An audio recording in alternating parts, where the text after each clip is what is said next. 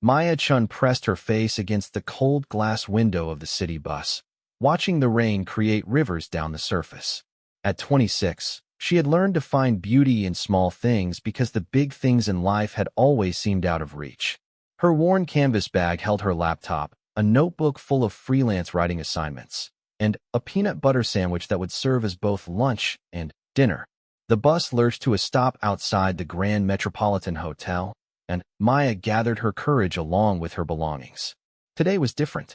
Today, she would be covering the annual Tech Innovation Summit for a small online magazine that paid her barely enough to cover rent. But it was work, and work meant survival. As she stepped off the bus, Maya felt the familiar weight of not belonging. The hotel's golden doors reflected her image back at her, a young woman in a thrift store blazer that was slightly too big, carrying a bag that had seen better years. Around her, people in expensive suits talked on phones worth more than her monthly income. Inside the hotel lobby, Maya showed her press credentials to a security guard who looked at her with barely concealed skepticism. The badge felt heavy around her neck as she made her way to the conference hall, trying to blend in with the crowd of successful business people. The summit was everything Maya had expected, a parade of successful entrepreneurs sharing stories of overnight success that she knew weren't really overnight at all. She took notes diligently, capturing quotes and observations that would later become an article for which she'd be paid $50. During the lunch break, Maya found herself alone at a small table in the corner of the hotel restaurant. She had splurged on a cup of coffee, telling herself it was a business expense. The peanut butter sandwich from her bag would have to do for food. She was typing notes on her laptop when a shadow fell across her table. Looking up, Maya found herself staring at a man who seemed to command attention without trying. He was tall, with dark hair that looked perfectly styled despite the busy day, and wore a suit that probably cost more than Maya made in 3 months. "Excuse me," he said, his voice carrying a slight accent she couldn't quite place. "I noticed you're with the press. Mind if I sit? Everywhere else seems to be taken." Maya glanced around the restaurant and realized he was being polite. There were other empty tables, but something in his manner made her nod. Of course. He extended his hand as he sat down. Alexander Volkov. The name hit Maya like recognition she couldn't quite grasp. She shook his hand, noticing how warm and confident his grip was. "Maya Chun, freelance journalist." "What publication?" Alexander asked, signaling a waiter with the kind of casual gesture that suggested he was used to immediate service. "Online tech magazine," Maya said, deliberately vague. She had learned that being specific about her small-scale work often ended conversations quickly. Alexander nodded thoughtfully. "Those are often more honest than the big publications. Less corporate influence." Maya blinked in surprise. Most people dismissed online magazines, especially the smaller ones. "You think so?" "I know so," Alexander said with a slight smile. "I've been featured in both." The smaller publications usually ask better questions. The waiter appeared at their table with impressive speed. Alexander ordered a full lunch while Maya sat with her coffee, hoping her stomach wouldn't growl audibly. "You're not eating?"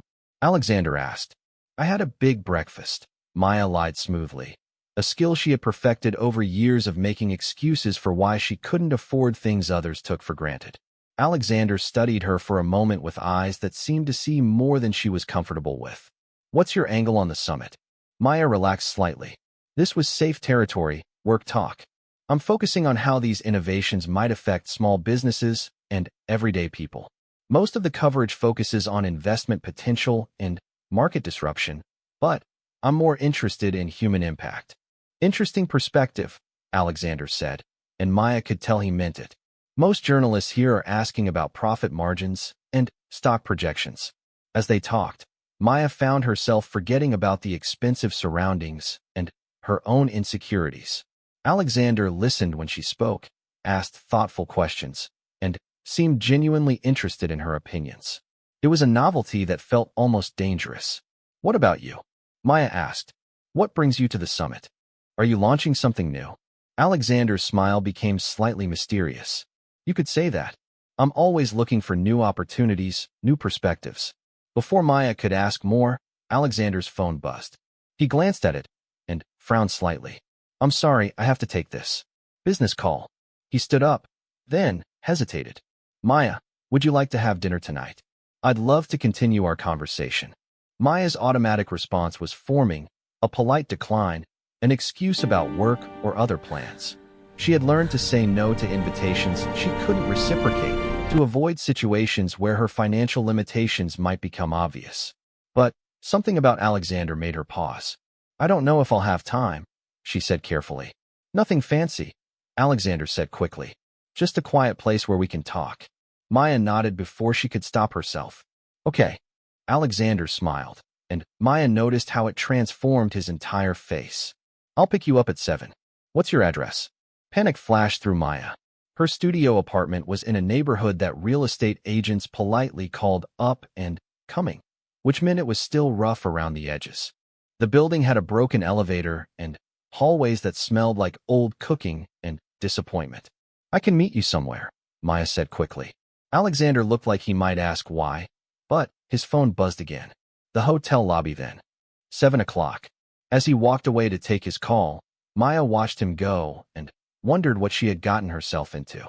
Men like Alexander, polished, confident, clearly successful, didn't usually notice women like her. And when they did, it was rarely for reasons that ended well. The afternoon sessions of the summit passed in a blur. Maya took notes mechanically while her mind raced with questions and doubts. Who was Alexander Volkov really? Why had he asked her to dinner? And, most importantly, what would she wear? Back in her studio apartment, Maya stood before her small closet with growing despair. Her wardrobe consisted mainly of practical pieces bought at discount stores, clothes that were clean and presentable but hardly impressive. She finally settled on a black dress she had bought for job interviews, pairing it with her only pair of heels and a cardigan to hide the fact that the dress had a small tear along one seam. At 10 minutes to 7, Maya stood in the hotel lobby feeling like an imposter. The dress that had seemed adequate in her apartment now felt obviously cheap under the lobby's crystal chandeliers.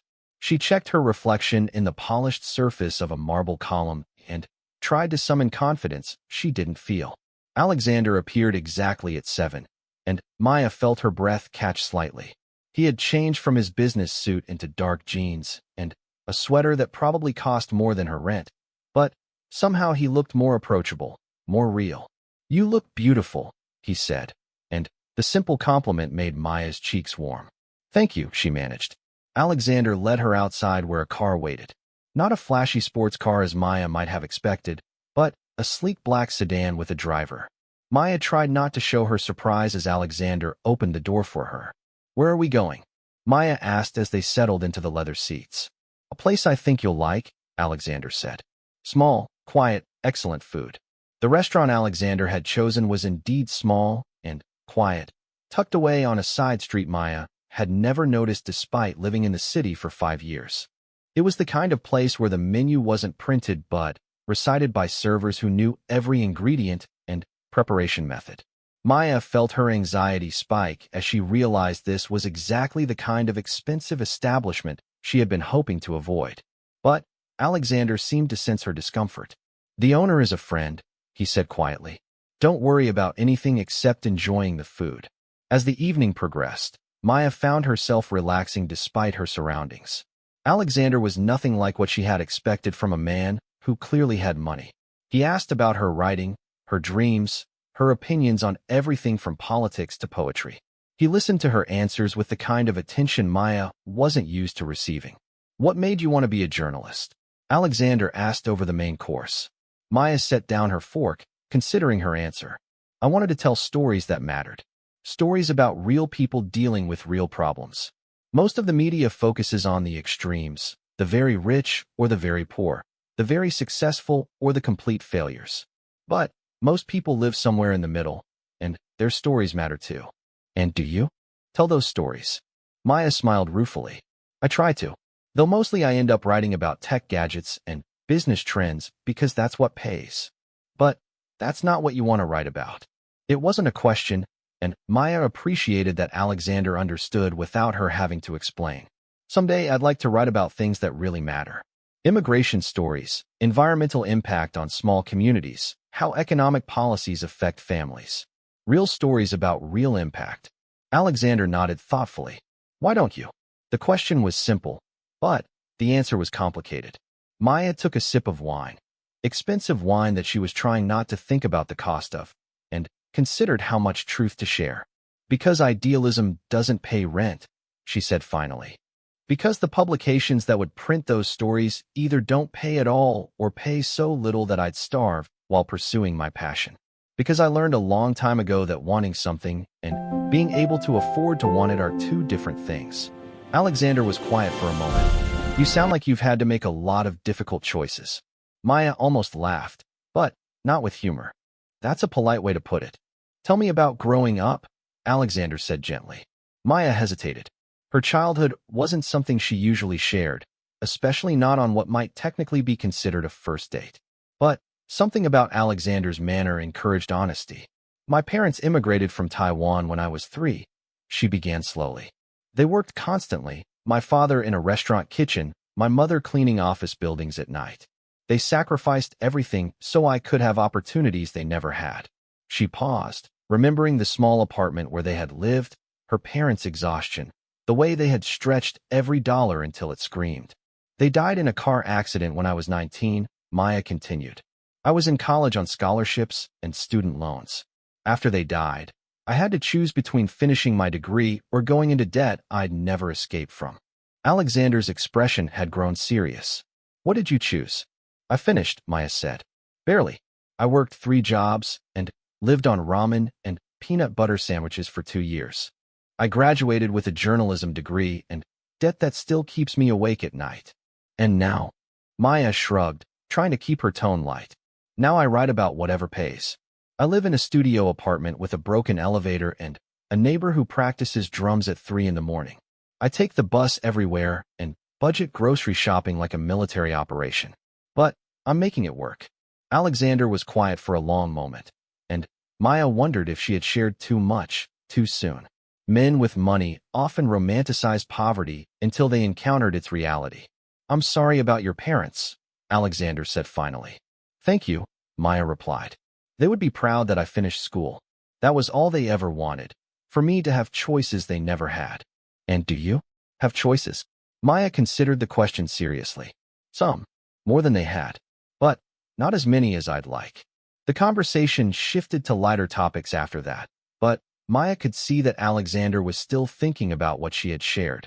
He asked more questions about her work, her writing, her dreams beyond just surviving. As the evening wound down, Maya realized she had enjoyed herself more than she had in months.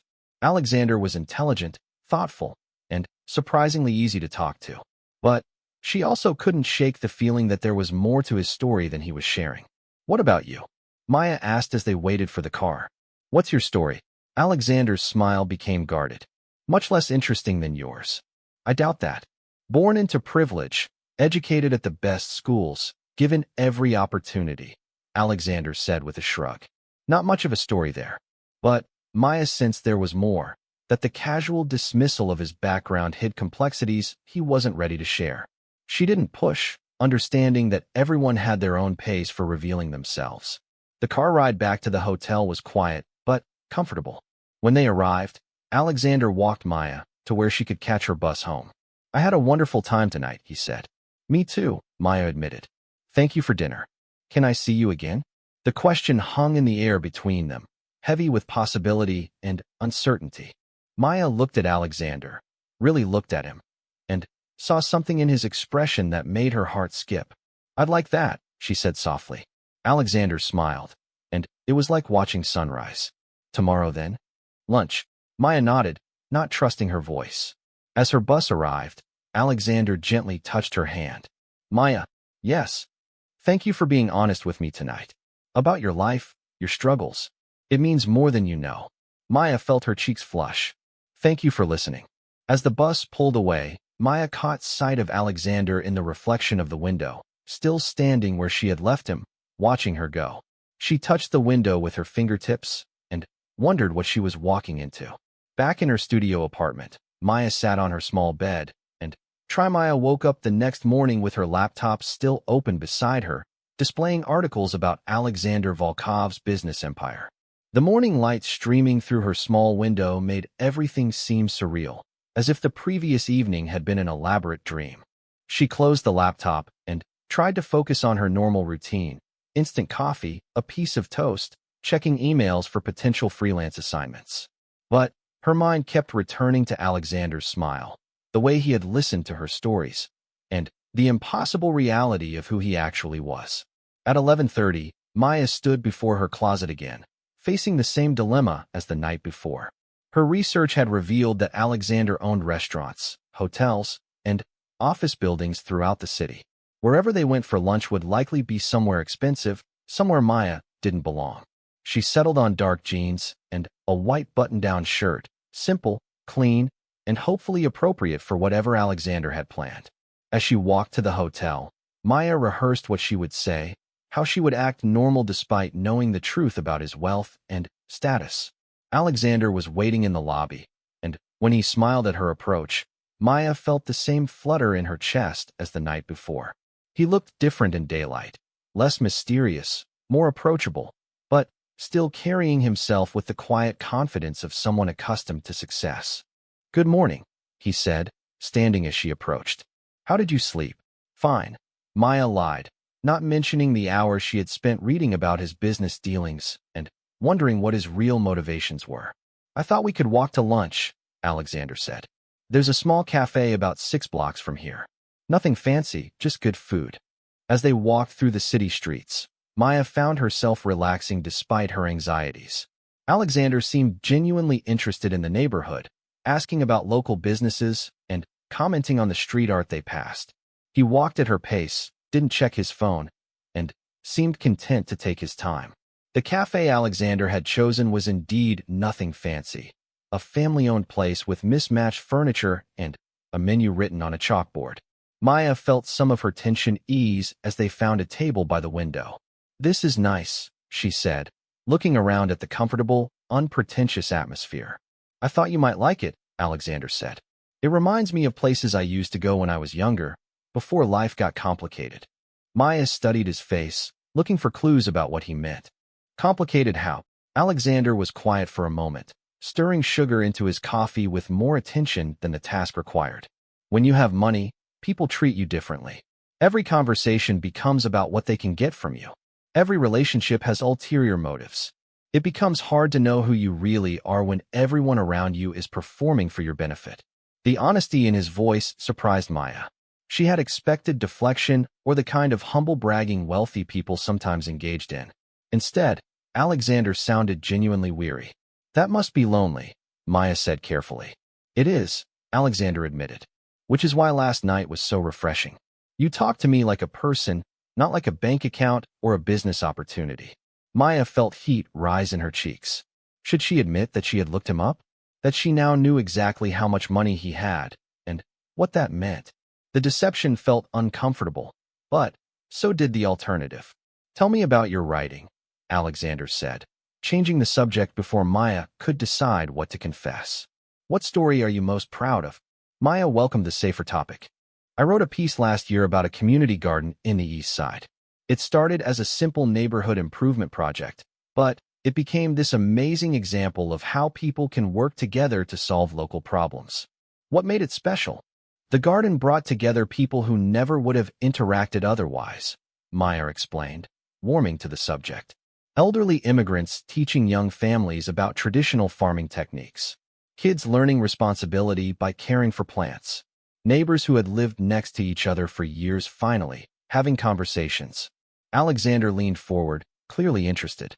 "Did it get much attention?" Maya shook her head. The magazine that published it had maybe 5,000 readers. It wasn't exactly viral content, but it mattered to the people in that community. "Yes," Maya said, surprised by how well Alexander understood. One reader started a similar project in her neighborhood. Another donated seeds to the original garden. Small impacts, but real ones. "Those are the best kind," Alexander said quietly. They talked throughout lunch about stories, about community, about the difference between success and fulfillment. Maya found herself sharing dreams she rarely voiced. Her desire to start a nonprofit that would help local journalists tell community stories. Her ideas about using media to connect people rather than divide them. Alexander listened with the same intense attention he had shown the night before, asking thoughtful questions and offering insights that revealed a depth Maya hadn't expected. It was easy to forget about his wealth and status when he spoke with such genuine passion about social impact and community building. "Can I ask you something?" Maya said as they finished their meal. "Of course. Why did you invite me to dinner last night? And lunch today? I mean, really, why?" Alexander was quiet for a long moment, considering his answer. "Honestly, because you looked at me like I was just another person. Do you know how rare that is?" Maya almost laughed. "I think you might overestimate how unusual normal human interaction is." "You'd be surprised," Alexander said with a rueful smile. "When people know who you are, what you're worth, they perform differently. They agree with everything you say, laugh at jokes that aren't funny, pretend to like things you like. It's exhausting. But you could have introduced yourself differently," Maya pointed out. "You could have just said you were in business or something vague." Alexander's expression became complicated. "I could have. Maybe I should have." The implication hung between them. Maya realized that Alexander was probably waiting for her to recognize his name, to react to his fame and fortune. The fact that she hadn't made her either refreshingly naive or embarrassingly uninformed. "Alexander," Maya said slowly, "I should tell you something." He tensed slightly. "What?" "I looked you up last night. After dinner. I know who you are." Alexander's face went carefully neutral. And I'm confused about why someone like you is interested in someone like me." "Someone like me? Rich, successful, powerful. Someone who could have dinner with celebrities or politicians or other billionaires." Alexander sighed. "Maya, can I tell you something? Those dinners are the loneliest meals you can imagine. Everyone wants something. Everyone has an agenda. No one tells you the truth about anything." He leaned forward, his voice becoming more intense. "Last night, you told me about struggling to pay rent, about living on peanut butter sandwiches, about choosing between debt and dreams. Do you know how long it's been since someone was that honest with me?" Maya shook her head. "Years," Alexander said. "Literally years since someone told me anything real about their life." Maya felt something shift inside her chest. "So I'm what, refreshing? Like a novelty?" "No," Alexander said quickly. "You're not a novelty, Maya. You're remarkable. You're intelligent, passionate, honest, and kind. You see the world in ways that inspire me. You care about things that matter." The sincerity in his voice made Maya's heart race, but doubt lingered. "How do you know I'm not just performing too? How do you know this isn't an elaborate act to get close to your money?" Alexander smiled, but it was sad around the edges. "Because you tried to pay for your own coffee yesterday. Because you suggested meeting me at the hotel instead of giving me your address. Because you ordered the least expensive thing on the menu last night and tried to make it look casual." Heat flooded Maya's face. Her attempts at hiding her financial situation had been more obvious than she realized. "Because," Alexander continued gently, "when I complimented your dress last night, you touched that small tear near the seam like you were self-conscious about it. Because you bring lunch in a paper bag and check price tags when you think no one is watching." Maya felt exposed, embarrassed by how transparent her poverty had been to someone clearly used to observing people's motivations and behaviors. "I'm not mocking you," Alexander said quickly, seeing her expression. "I'm explaining why I trust you. In my world, people usually hide their limitations and exaggerate their assets. You do the opposite." Maya looked down at her hands, unsure how to feel about being so easily read. "It's humbling to realize how obvious I am." "You're not obvious," Alexander said. "You're honest. There's a difference." They sat in comfortable silence for a few minutes, both processing the conversation. Finally, Maya looked up. "So where does this leave us? This friendship, or whatever this is?" Alexander reached across the table and gently covered her hand with his. "I'd like it to leave us getting to know each other better. Without pretense, without games, without either of us trying to be someone we're not."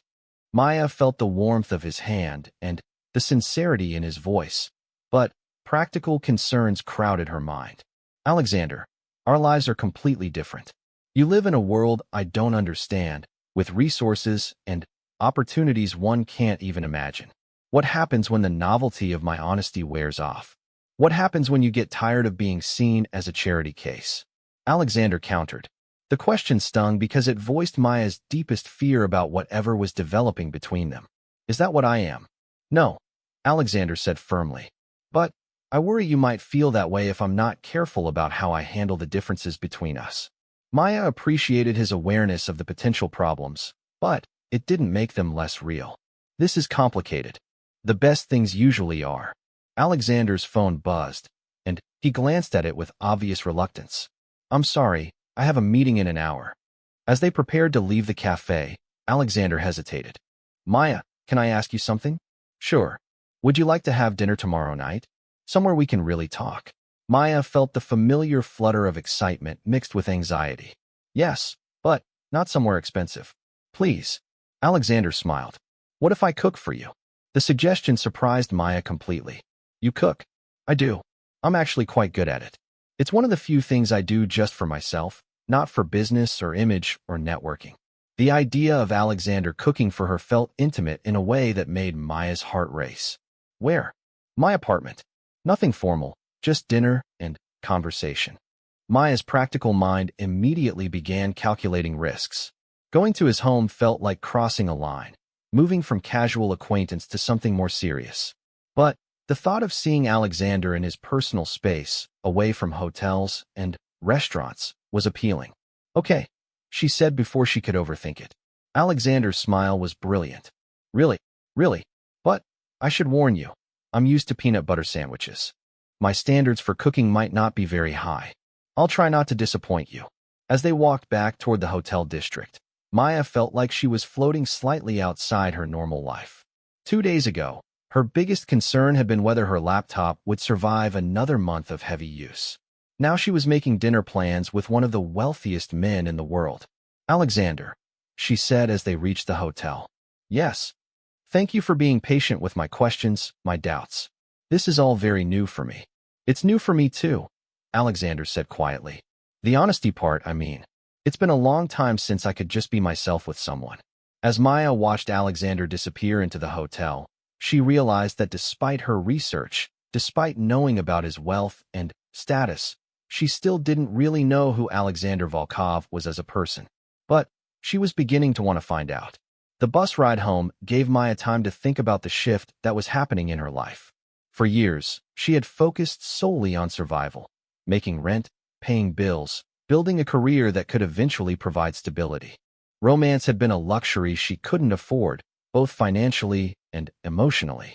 But Alexander was different from anyone she had ever met.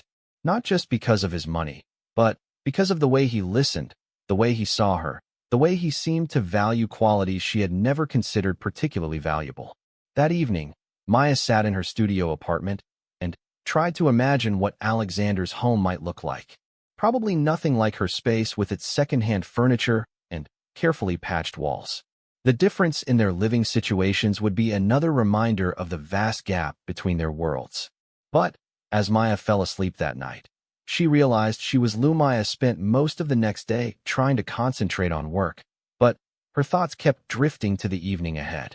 She had never been to a billionaire's home before, and despite Alexander's assurance that it would be casual, she couldn't shake her nervousness about entering his personal space. At 5 o'clock, Alexander sent a car for her. Maya had protested, saying she could take the bus or subway, but Alexander had insisted with a gentle firmness that suggested he was used to getting his way on small matters. The car ride took her through parts of the city Maya rarely visited, neighborhoods where the buildings grew taller and more elegant, where doormen stood guard, and every storefront looked expensive. When they finally stopped, Maya found herself staring up at a converted warehouse in the arts district, its industrial architecture softened by careful renovation. Alexander met her at the building's entrance, looking more relaxed than she had seen him before.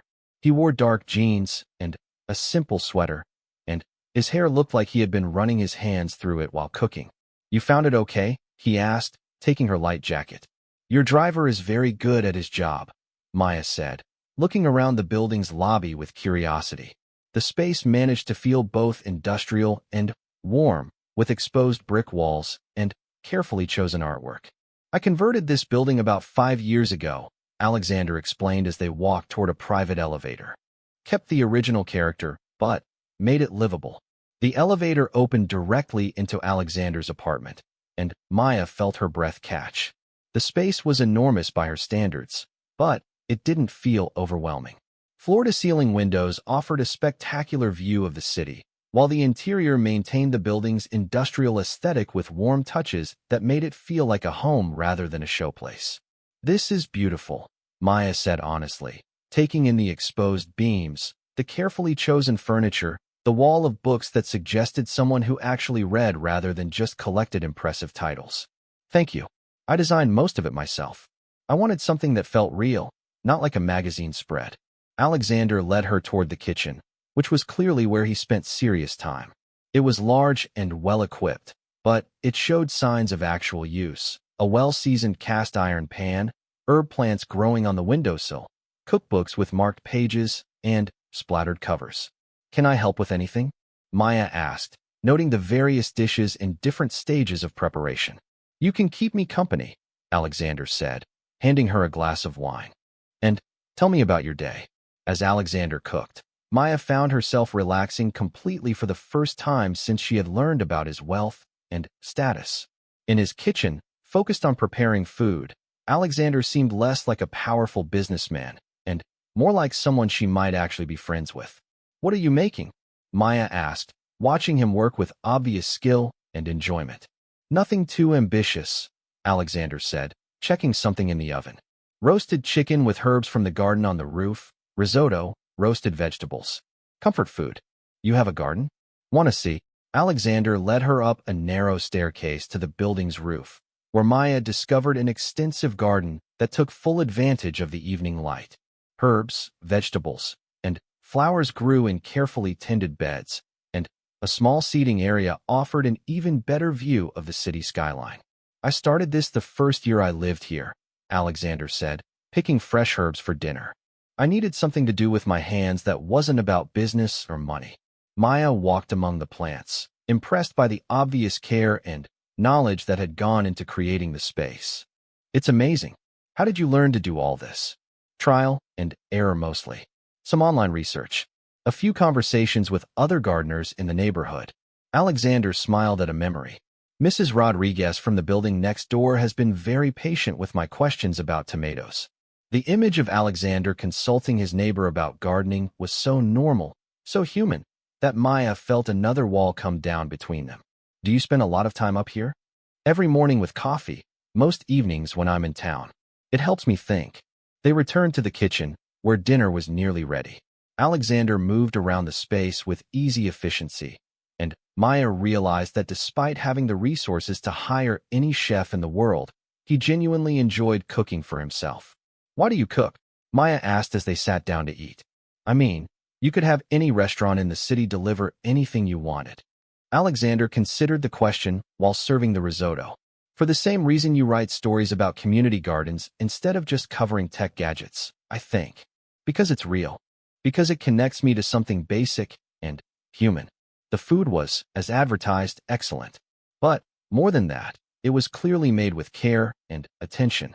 Maya found herself eating more than she had in weeks, partly because the food was delicious and partly because she felt relaxed enough to stop monitoring every bite. "This is incredible," Maya said. "Where did you learn to cook like this?" "My grandmother," Alexander said, and his expression became softer. "She raised me after my parents died when I was 12. Maya set down her fork, surprised by the revelation. "I'm sorry. I didn't know you had lost your parents too. Car accident, like yours. Different circumstances, but the same result. One day everything was normal. The next day everything changed." "What was your grandmother like?" Alexander smiled, and Maya could see the genuine affection in his expression. "Tough. Russian immigrant who had survived wars and poverty and discrimination. She had very strong opinions about what was important in life." "Like what?" "Like the importance of working with your hands. Of knowing how to take care of yourself and others. Of not letting money become more important than relationships." Alexander paused. "She would have liked you." The compliment warmed Maya more than the wine. "What would she think about your success?" "She'd be proud but not impressed, if that makes sense. She always said that making money was easy if you were smart and lucky, but making a life worth living was much harder." Do you think you've done that? Made a life worth living? Alexander was quiet for a long moment. I thought I had. I built companies, created jobs, donated to charities, accumulated all the markers of success. But, lately, I've been questioning whether any of it actually matters. What changed? Meeting you, honestly. Alexander looked directly at Maya, and she felt her heart skip. Hearing you talk about stories that matter, about community impact, about real connection between people. It made me realize how disconnected I've become from anything that feels genuine. Maya felt the weight of his words and the responsibility they implied. That's a lot of pressure to put on a new friendship. I'm not trying to pressure you, Alexander said quickly. I'm just trying to explain why you, feels so important to me. They finished dinner while talking about easier topics, books they had read, places they wanted to travel, childhood memories that had shaped them. But the deeper conversation lingered between them, creating an intimacy that made Maya both excited and nervous. After dinner, Alexander gave Maya a proper tour of his apartment. The space was even more impressive than her first glance had suggested, but it was the personal touches that caught her attention. Photographs from travels that looked genuinely adventurous rather than luxurious. Books with margin notes and dog-eared pages. A guitar that showed signs of regular use. You play? Maya asked, noticing the guitar. Badly, and mostly for my own entertainment, Alexander said. Another thing my grandmother insisted on. She said music was food for the soul. Would you play something? Alexander looked embarrassed. I really am terrible. I don't mind terrible. I write first drafts that would make professional editors weep. Alexander picked up the guitar with obvious reluctance, but also clear affection for the instrument. He played a simple song, and while he might not have been concert-ready, Maya could hear the emotion behind the music. That was beautiful, Maya said when he finished. You're very kind to say so. They settled onto Alexander's couch, which faced the large windows overlooking the city. The lights below them sparkled like stars, and Maya felt like she was suspended between earth and sky. Can I ask you something? Maya said. Always. When you said meeting me made you question whether your life mattered, what did you mean exactly? Alexander set down his wine glass and turned to face her fully. For years, I've measured success by numbers. Profit margins, stock prices, company valuations. But listening to you talk about that community garden article, seeing how much it meant to you even though it only reached a few thousand people, made me realize that impact and influence aren't the same thing. But you have enormous influence. You could probably solve problems I can't even imagine. Could I? Alexander asked. Or have I just become very good at making money while actual problems get worse around me? Maya studied his face, seeing genuine frustration and self-doubt. What would you change if you could? Everything, Alexander said without hesitation. I'd use the resources I have to address real problems instead of just accumulating more resources. I'd focus on long-term impact instead of quarterly profits. I'd find ways to connect with people authentically instead of just managing my public image. What's stopping you? Alexander laughed, but it wasn't happy. Boards of directors, shareholders, legal obligations, public expectations. When you build a business empire, you become responsible to everyone except yourself. But you're still in control, aren't you? I mean, ultimately. In theory, yes. In practice, it's complicated. Every decision affects thousands of employees, millions of investors, entire communities where our companies operate. The weight of that responsibility can be paralyzing. Maya was quiet for a moment, processing the complexity of Alexander's position. She had never considered what it might feel like to have so much power that every choice carried enormous consequences. I've never felt real love, Maya said suddenly, surprising herself with the admission. Alexander turned to look at her, his expression serious. What do you mean? Maya felt heat rise in her cheeks, but something about the evening, about Alexander's vulnerability in sharing his own struggles, made her want to be equally honest. I mean, I've never been with someone who loved me for who I actually am, Maya said carefully. In college, I dated people who were also struggling financially, and our relationships were more about mutual survival than genuine connection. After college, I've been too focused on just getting by to invest in relationships.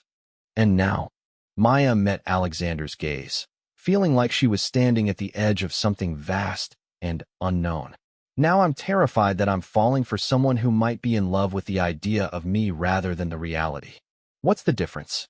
The idea of me is refreshing novelty, the poor but honest girl who tells you the truth. The reality of me is someone who checks price tags at grocery stores and darns holes in her socks because she can't afford new ones. Alexander moved closer to her on the couch. Maya, can I tell you something? She nodded.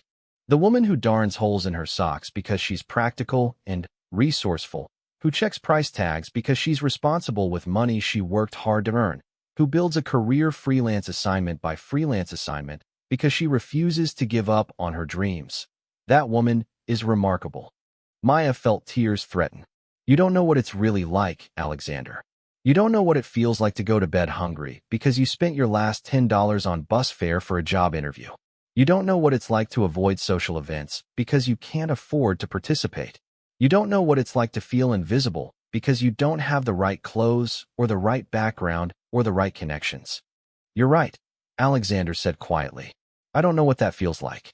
But I know what it feels like to have everything money can buy and still feel completely alone.